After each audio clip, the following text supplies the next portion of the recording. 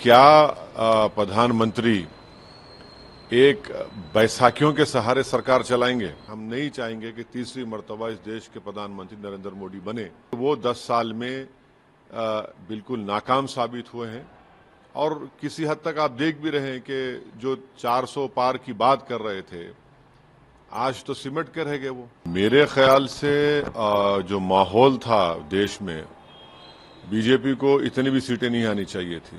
उनको हम लोग, अगर ये लोग सही काम करते तो 150 में सिमट देते हैं लोगों को। सवाल मुझे साथ लेते या नहीं लेते मुझे से कोई फर्क नहीं पड़ता, मगर एक बना बना माहौल था, बीजेपी को सरकार नहीं बनाने से रोक सकते थे।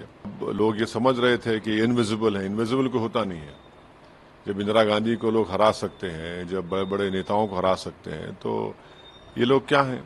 10 साल से बीजेपी की सरकार है और पिछले, खासतौर से पिछले 5 साल में 2019 से 2024 तक जो बीजेपी की हुकूमत के नाकारकर्दगी, उनके गलत फैसले, अवाम दुश्मन फैसले, किसानों को तंग करना, नौजवानों को रोजगार से महरूम कर देना, महंगाई को कंट्रोल नहीं करना, चीन जो हमारी जमीन पे कब्जा करके बैठा है उस पर आंखें बंद कर लेना, तो ये ऐसी चीजें थी जो अवाम में चल रहा था इसके सिलसिला। और फिर 400 का नारा देने के बाद संविधान को खतरा, और ये बात अवाम में चले गई। खासतौर से जो लोग बाबा साहब अम्बेडकर से मोहब्बत करने वाले हैं, संविधान के ऊपर नाज करने वाले हैं, तो ये सब चीजें उनके लिए महंगी पड़ी हैं।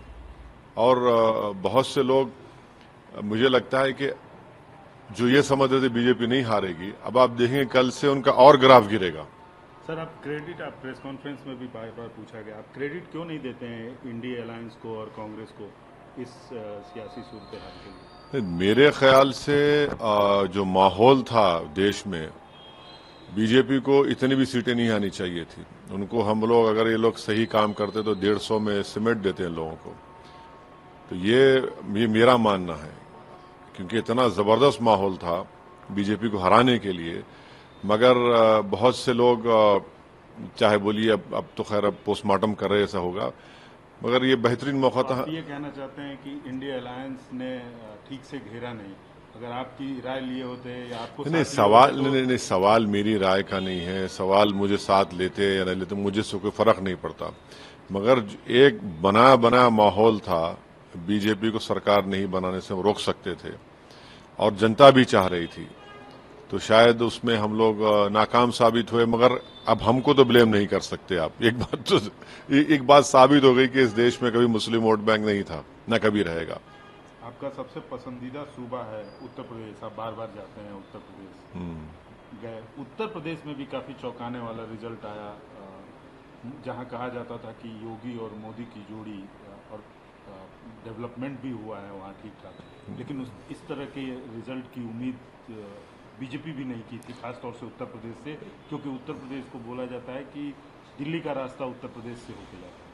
नहीं, इसीलिए तो मैं कह रहा हूं कि एक बेहतरीन मौका पूरे देश में था बीजेपी को मुकम्मल हराने का, चाहे उत्तर प्रदेश हो, बिहार हो, या देश के बड़ी बड़ी प्रदेश हो।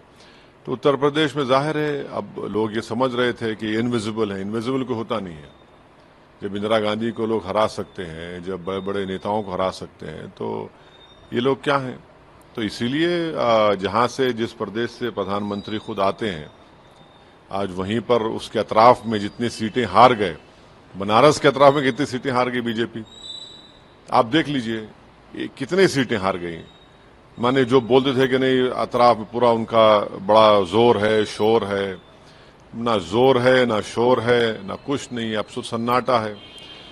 मगर क्या प्रधानमंत्री एक बैसाखियों के सहारे सरकार चलाएंगे? अगर वो बनाते हैं मोदी जी, तो देखना पड़ेगा।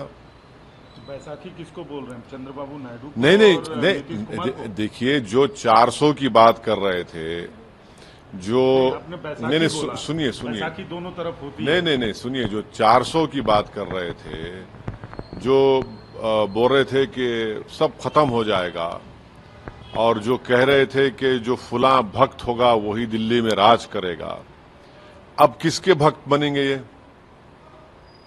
अब किसके इशारे पे काम करेंगे, तो ये देखना पड़ेगा। ये देश देखना चाह रहा है। जो बुलंगबांग दावे करते थे, आज वही उनके लिए गले का सांप बन गया है। आपने अभी एक स्टेटमेंट दे दिया कि बैसाखी के सहारे चलाएंगे। बैसाखी कौन? बहुत है, बहुत होंगे, आप देखते जाइए। कल के बाद बहुत सी चीजें, अभी तो पूरा मुकम्मल रिजल्ट तो नहीं आया ना। हमको लगता है कि बीजेपी 272 का मार्क नहीं टच करेगी, लगता है। जब हो सकता है कि मैं गलत भी हो जाऊं, मगर जब काउंटिंग हो रही है, बड़े बड़े उनके नेता हार रहे हैं। आप मुजफ्फरनगर से हार गए संगीत सोम, में मंत्री रहे उनके, जो कहते थे कि कुछ नहीं होगा, वो हार गए हैं।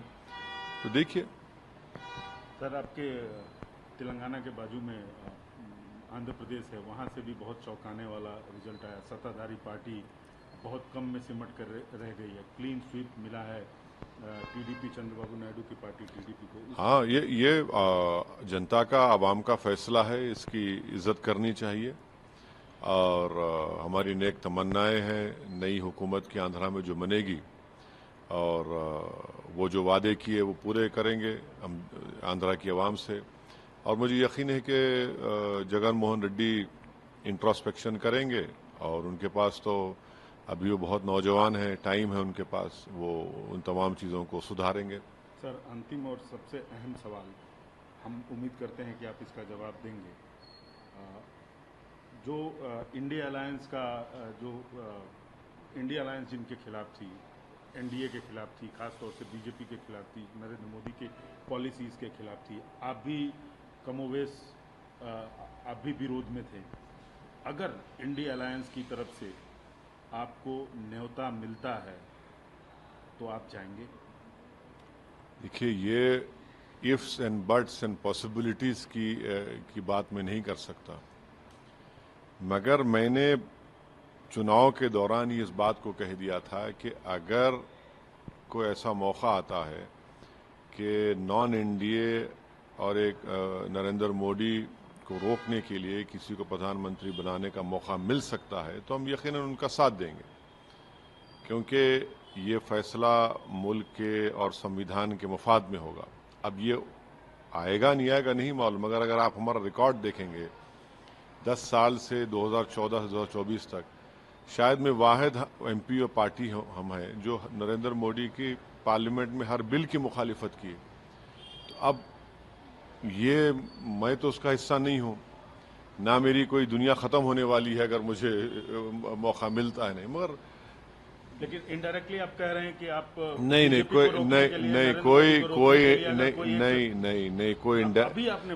इनडायरेक्टली डायरेक्टली नहीं कह रहे हैं। हम ये कह रहे हैं कि हमने डायरेक्टली पिछले 10 साल में बीजेपी का अपोज किया है पार्लियामेंट में, चाहे CAA का कानून हो, UAPA का अमेंडमेंट हो, ट्रिपल तलाक का बिल हो, राइट टू इंफॉर्मेशन का अमेंडमेंट हो, कई जगह पर हमने अपोज किया है उसको। तो इन लोगों को रोकने के लिए कोई सरकार अभी नहीं, अभी क्या होगा, क्या नतीजा आएगा, अभी तो काउंटिंग चल रही है, देखेंगे जब। मगर हम नहीं चाहेंगे कि, हमने पब्लिकली इस बात को कहा है कि हम नहीं चाहेंगे कि तीसरी मर्तबा इस देश के प्रधानमंत्री नरेंद्र मोदी बने, क्योंकि वो 10 साल में बिल्कुल नाकाम साबित हुए हैं।